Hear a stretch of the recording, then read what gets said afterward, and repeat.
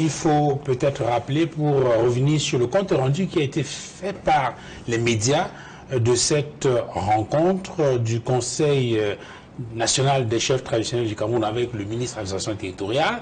Dans le compte rendu qui a été fait, je vais prendre à tout hasard comme ça celui du journal La Capitale Publique, c'est que les chefs traditionnels ont estimé qu'ils doivent apporter leur soutien aux chefs de l'État au regard, n'est-ce pas, d'un certain nombre de considérations qui leur ont toujours été apportées, notamment par le chef de l'État, citant entre autres le texte de 2013 qui accorde par exemple des allocations famille, des allocations aux chefs traditionnels, 200 000, 100 000 ou 50 000, selon qu'ils soient des chefs du premier, du deuxième ou du troisième degré. Ce n'est pas tout. Les chefs traditionnels ont également entendu remercier le président de la République pour leur représentativité dans les instances sénatoriales et autres. Est-ce qu'on est d'accord là-dessus? Bien, alors, moi, ce que je dis... Alors, si on considère cela comme un retour d'ascenseur? Déjà, de un, ce qu'il faut faire observer.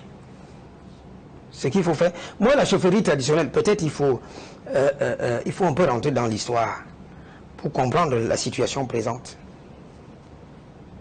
C'est les missionnaires qui, partant de l'Europe, avec pour mission d'évangéliser les populations autochtones, qui ont cru devoir s'entourer de la bienveillance des chefs traditionnels au fond d'évangélisation. Voilà donc une situation qui a commencé par assurer la captation de la chefferie traditionnelle. Le colon a poursuivi l'œuvre. Le pouvoir actuel l'a fait. C'est la raison pour laquelle les chefferies traditionnelles sont régies par un décret numéro 77/275. Voilà, du 15 juillet. Voilà ce que dit ce décret à l'article 19. Sous l'autorité du ministre de l'administration territoriale, les chefs traditionnels apportent leur concours à l'encadrement des populations. À l'article 20, il est clairement défini que ces chefs traditionnels sont des auxiliaires de l'administration. Alors, vous voyez, c'est cette captation-là qui pose problème. Vous ne pouvez pas être à la fois des suppôts de l'administration publique et prétendre protéger les valeurs traditionnelles pour enfin aboutir à ce soutien. And that's why, Prof, some people see in the call or the support from the traditional leaders manipulation by the regime, manipulation by some authorities. Do you see that? Alors, c'est l'occasion pour moi de convoquer, parce que vous voyez, au moins les réseaux sociaux ont cet avantage qu'on voit. Alors, nous avons vu sur les réseaux sociaux une capture d'écran qui circulait. Je ne sais pas si vous l'avez vu. Il s'agit de Sa Majesté, le chef Bamungum, qui échangeait avec quelqu'un qui a dit que ce n'était pas le cas. Les chefs traditionnels se sont réunis dans le cadre de leur conseil national afin de pouvoir au remplacement du défunt chef Ali Mayatou, qui est décédé il y a quelque temps maintenant. Alors, c'est donc à l'occasion de cette cérémonie qu'il y a eu un glissement. Il y a eu un glissement. Et dans lequel on a demandé de faire une motion de soutien, comme à l'accoutumée. De toute façon, ce n'est pas nouveau, je vais en venir. Et on a même suivi un chef traditionnel, Sa Majesté Mbondo, qui a révélé, contrairement à l'effet de battre en brèche l'opinion selon laquelle chaque chef traditionnel aurait reçu 7 millions, qui a avoué, la main sur le cœur, en levant la main au ciel, en demandant à Dieu de le punir, qu'il fasse un accident lorsqu'il sortira de l'antenne et qu'il en meurt, qui a dit que l'État a donné 100 000 à chaque chef traditionnel. Vous ne pouvez pas utiliser les moyens de l'État, vous ne pouvez pas utiliser les organes de l'État, vous ne pouvez pas utiliser l'appareil de l'État pour assurer le soutien à un candidat au détriment des autres. C'est pour ça, c'est justement la raison pour laquelle on dit que ces chefs ont été manipulés. Et je dis bien que Sa Majesté, le chef de Bamungum, l'a clairement reconnu. Est-ce que vous avez vu Vous avez vu cette capture d'écran qui circulait? We saw it. Et on continue. Some analyses are pointing to the fact that, or to the idea that it was not an accident. That support to President Paul Biya was not an accident, as you seem to put it. It looks more like something that had been prepared ahead of time, looking at the timing of that meeting to replace the president of the Traditional Leaders Rulers Council, looking at the timing at this point when we are a few months to the presidential election, and after the bishops had said calls for the candidacy of President Paul Biya were not realistic, and the Bishop of Yagua even said that a devil should take over first and then we'll see what will happen next. And then this comes like a response, it comes like a counter-attack. This is the way it is seen by some analysis. Très bien, je suis d'avis avec cette analyse, hein, parce qu'on connaît les manœuvres du pouvoir. Effectivement, le clergé s'est insurgé et a montré, a clairement exprimé ses réserves quant à la candidature éventuelle du président de la République. Parce que le Cameroun, comme on l'a dit, a besoin d'une énergie nouvelle. Et la thèse selon laquelle il s'agit d'une contre-attaque peut même être démontrée au plan du droit. Est-ce qu'on est d'accord là-dessus? Pourquoi avoir choisi les chefs traditionnels et pas d'autres corps? Tout simplement pourquoi c'est des auxiliaires de l'administration. Notre État est coutumier à l'approche des élections présidentielles de ce genre de pratique. Regardez, tous ces agents administratifs, les autorités administratives, sous-préfets, préfets, gouverneurs, tous sont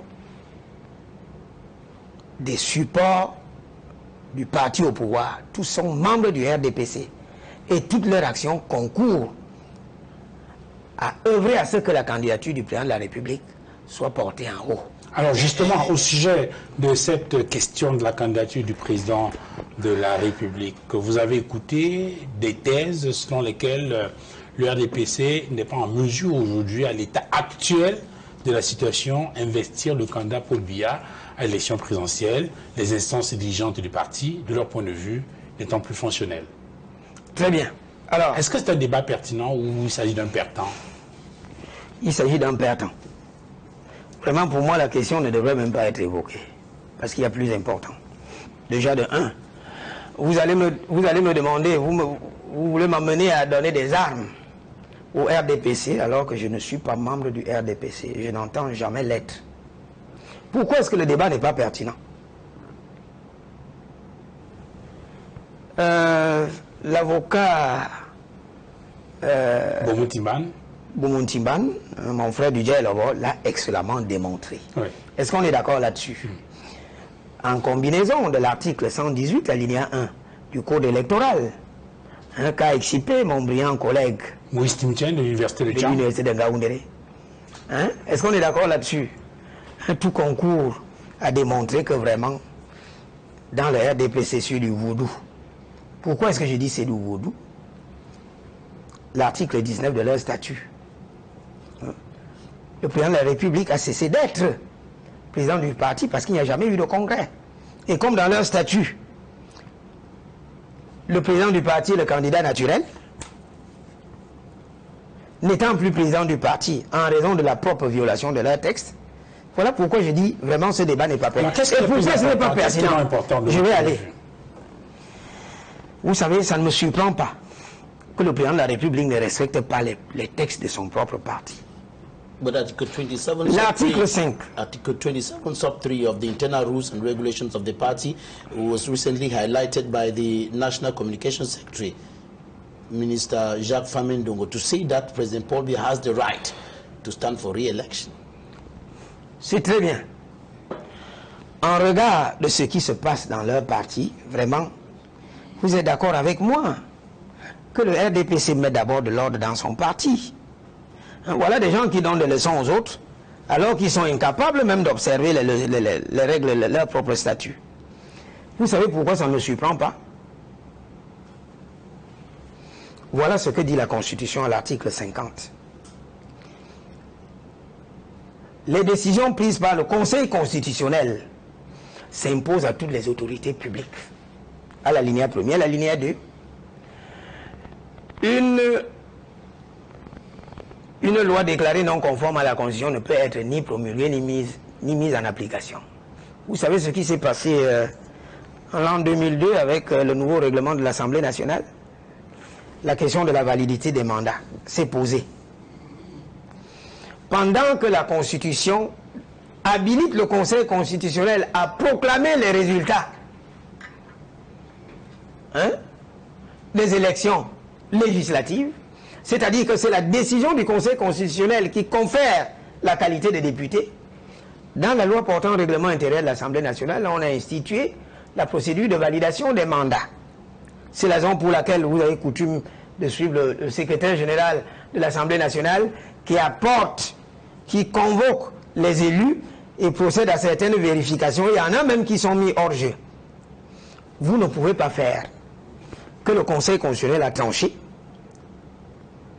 et puis vous faites autre chose, s'il vous plaît. Et c'est le Conseil constitutionnel version ancienne, pas celui-ci. Parce qu'au moins là, il faut saluer le président Dipanda Mouele. Lorsque le Conseil constitutionnel n'avait pas été mis en œuvre, au moins, il a sanctionné, il a invalidé cette procédure de validation des mandats et il revenait au président de la République de ne pas promulguer de la loi. Mais qu'est-ce qui s'est passé? Et de ne pas la mettre en application? Mais non, pas du tout. Il a promulgué. Il a fait mettre cette loi en application en l'insérant au journal officiel, alors même que l'article 5 de la Constitution lui donne l'obligation de respecter la Constitution. Voilà ce qu'il dit. Il veille au respect de la Constitution. Le président de la République a violé la Constitution. Il a violé la Constitution, l'article 50 de la Constitution, qui lui fait obligation de ne pas promulguer une décision, une loi invalidée par le Conseil constitutionnel. Et c'est à l'échelle des statuts que vous allez vous attendre à quoi? Alors, professeur Jean-Calvin Abba Oyono, si vous estimez par exemple que le débat sur la question de l'investiture de Paul Biya par le RDPC ne paraît pas très pertinent, qu'en est-il de la question de l'investiture de Maurice Kamto pour la prochaine élection présidentielle? C'est la question qui va ouvrir la deuxième partie de cette émission de La Vérité en face sur Equinox Télévision, où nous recevons ce soir le professeur Jean-Calvin Abba Oyono, universitaire, membre de la société civile scientifique.